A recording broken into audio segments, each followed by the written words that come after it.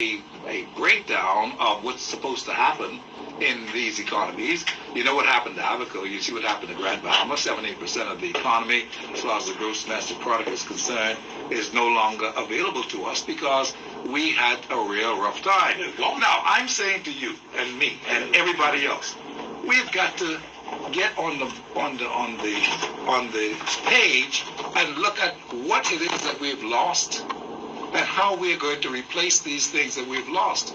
I don't think we have a government, very respectfully, we don't have a government who is thinking along those lines. They're on the wrong page, as I told you. This is the most simple way I can put it. They're on the wrong page. They're not thinking in advancement of what's going to happen for future generations of this country. We can't even keep our economies open. They'll be losing what we now have. And so the Bahamian people have got to put pressure on them, the authorities, to get some things right. And I don't know if we have the wherewithal to put the pressure on these Bahamians who are not getting things right. Glenn, I don't know if I'm making any sense to you, but see, if we don't do something, the whole thing is going to collapse. And that's what's happening now. We have an automatic collapsing of our system. The tourism system is gone, shut down, finished, done with. We have to face that. We have the industrial sector gone, shut down, finished. The financial sector finished, shut down. We don't have, now we have the things as far as the fishing and the conking and the rest of it. That's going to be shut down too, because look at what's happening out there on the waters. They're taking all of our things, packing it up and sending it down over to Dominican Republic and places like that. We have got to do something about it. Now, I don't know how we're going to do it, but we've got to call for collective thinking to make sure that we don't get left. See, I keep telling people, Glenn, like I told you last week, and Mark, we can be talking about all these hypothetical things that we want to have happen and pointing our fingers, say, see the aragonite right there, see the calcium carbonate right there, see the limestone right there. We can't touch that, you know. We know it's there. We believe it's going to be there, but we can't touch it. But we can touch some things in this country right now that we know are tangibles, that we have in our possession and should have control of. But we are not touching those things, and we are losing track of the time. That's what I'm saying to you. We got to make sure that our people are working. We got to make sure that we have sustainable jobs. We got to make sure that we have not just the hotel jobs. Hubert Minnis has told us that we are going to go in a new direction. We can't be looking for no hotel jobs, and that's it. We've got to find new ways and means to do something in our country. What is it? What are those things that we've got to do, Glenn? Steve, Mark, that's what I'm talking about. Steve, I mean, if you hear the what is presented, Benedict Grand Bahama, Abaco, and you rightfully said some of these things we have discussed before. I do believe in presenting what we could say are the facts. What are some of the facts? This economy have further exposed the degree to which significant amount of our people in our country live from day to day.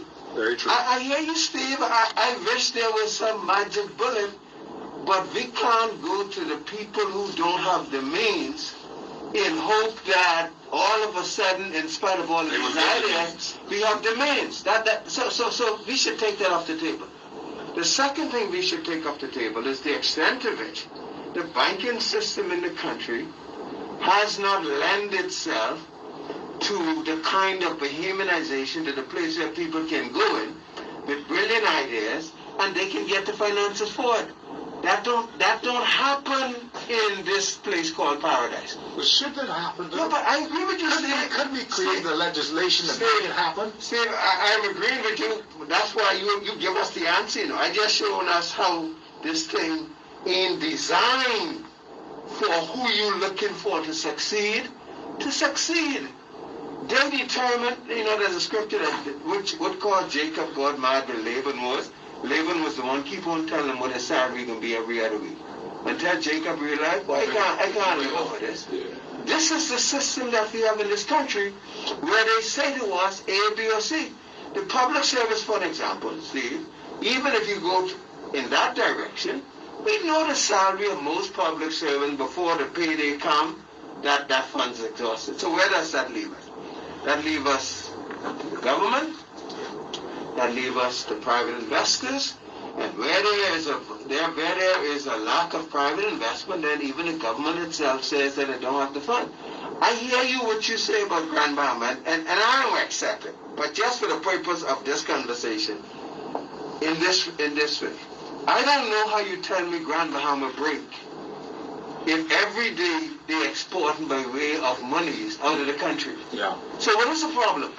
The problem is we have yet to have a government other than the early days who understood what it was when it comes to nation building and would be prepared to do the kind of things that build its nation. So we got a government that don't stand. Leslie Miller, for an example, let's use bananas for an example. You make a demand on Bamsey. You put in, right now, Patrick Paul and those, for an example, are putting a whole collection of churches together to say, let's get this thing into farming. Yeah. Which simply means, how do we take up our resources?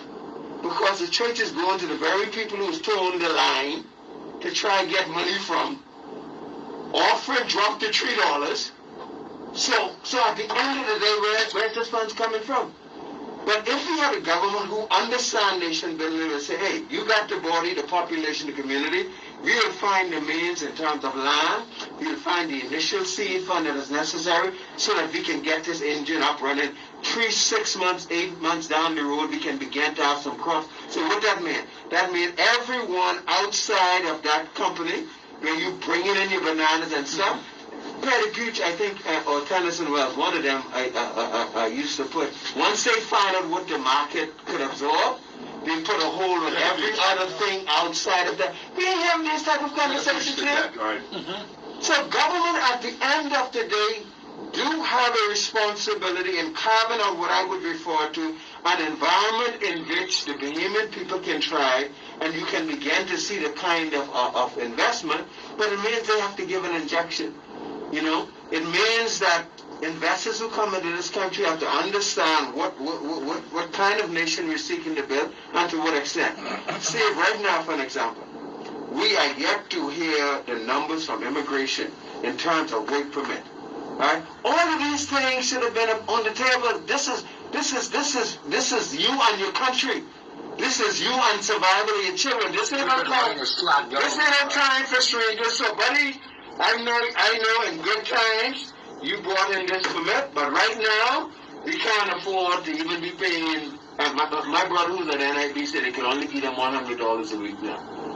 Imagine what happens 3-6 months down the road. Let's see if they're having these conversations. So you've been hitting it. Government.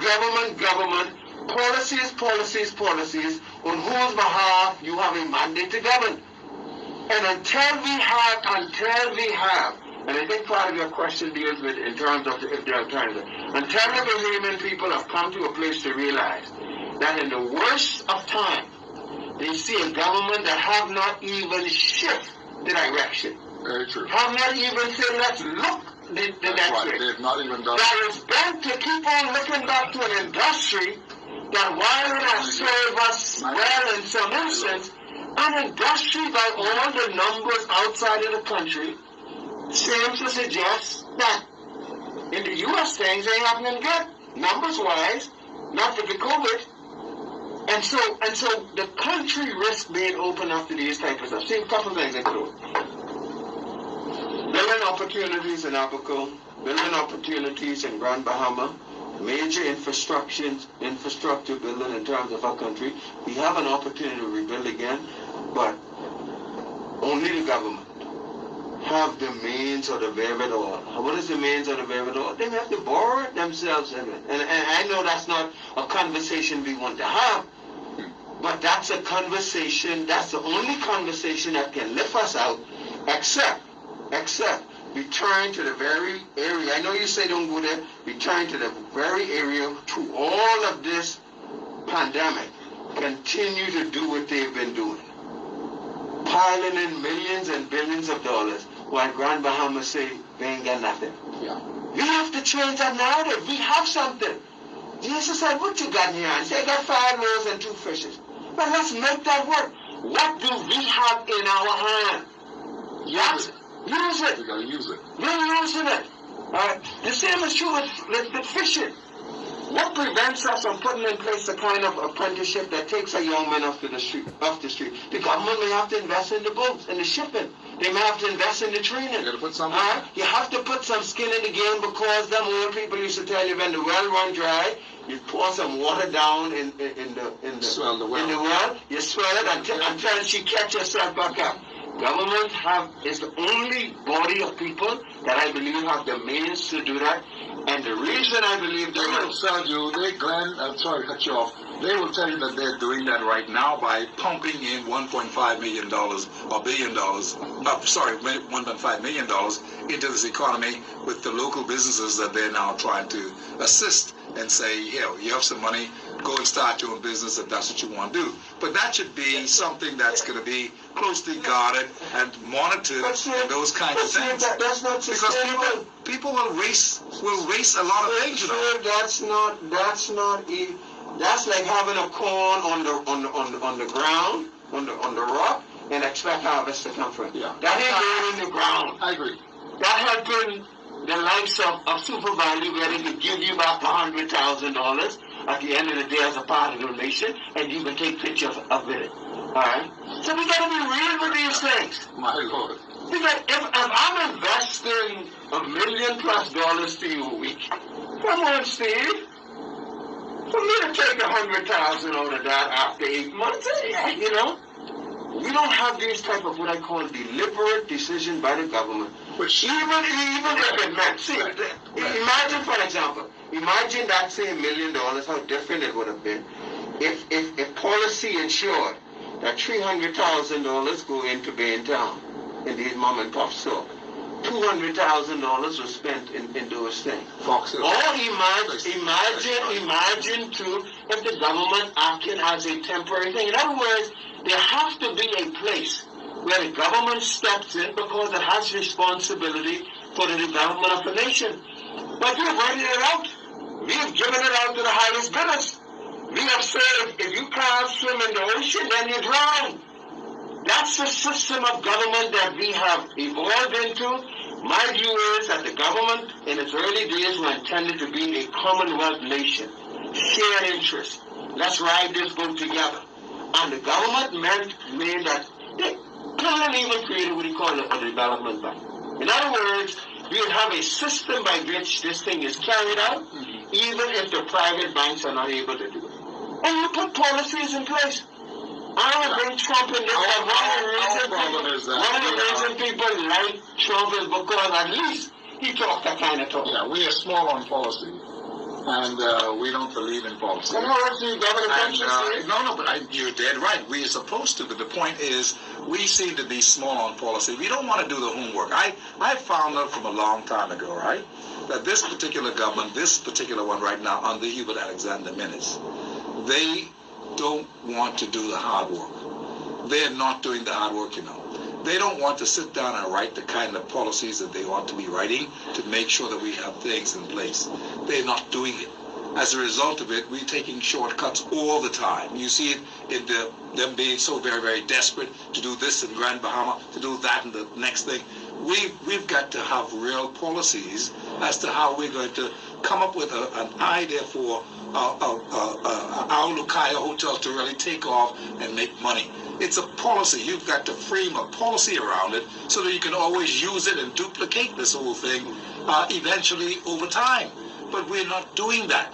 What we're doing, we're saying, we know that we need to diversify, but we have no policy on that. We know that we need to have industries, but we have no policy on that because that work is too damn hard.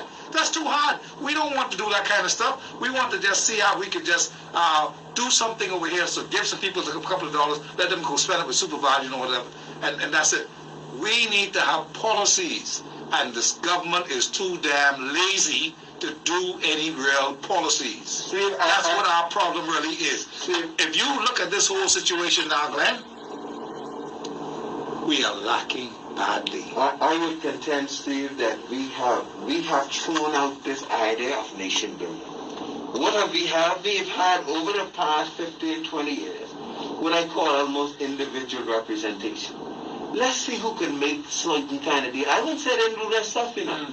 But they have so carved out things based on what their priority is. That is what can be said in the context of the Commercial Enterprise Bill. Yeah. There was a motivation behind what that bill was wanted to achieve. There's a reason why they go in same direction, because at the end of the day, they're showing and demonstrating what their priority is. But the collective, how do we lift up the least amongst us? How do we put in place where there is no longer, they don't mind at the end of the day if they pop out $1 million here and there, or that's just to feed them. That's just to keep them quiet. Let's put them right back into this. But I agree with you. We are in a new dispensation era, and I believe, and that's one of the reasons I believe Bahamian are frustrated both for the PIP and the FNM. Yeah. That we have seen the same cycle over and over and over. See, we don't seem to identify it and know exactly what it is that we've got to do. See, and that's our job. Yeah. Our job here on this talk show is to point the people in the direction that this is what it is, friends. We've got to do something about it. It's our responsibility to do something about this whole thing, because you can't have Grand Bahama on the brink of elimination. You can't, with all that money still coming in.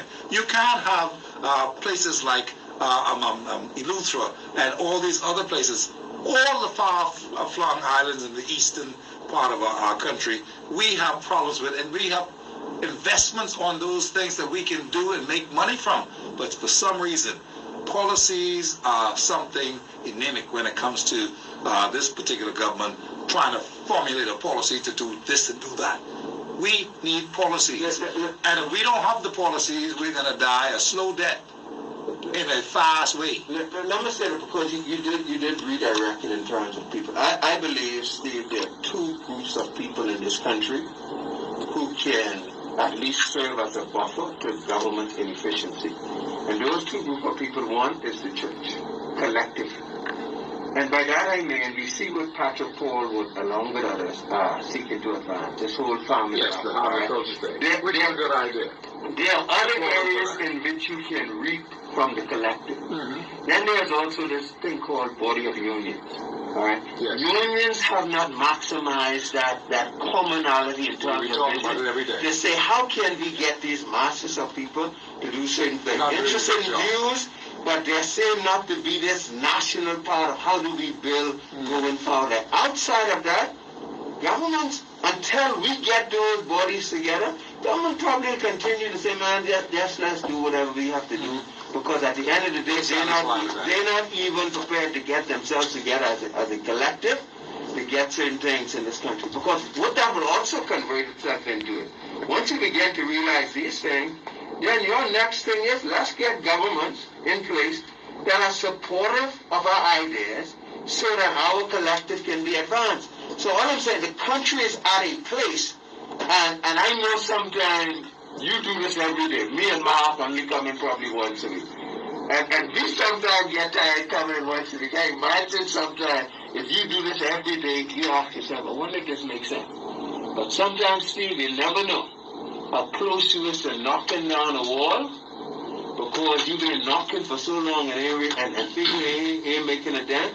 I believe the Bahamas is at a place where the wall of oppression is ready to be totally knocked down, and the Bahamian people are rising up to find whatever means, and the extent to which the COVID-19 has sort of caused us to open our eyes, I believe that moment is now for us. Yeah.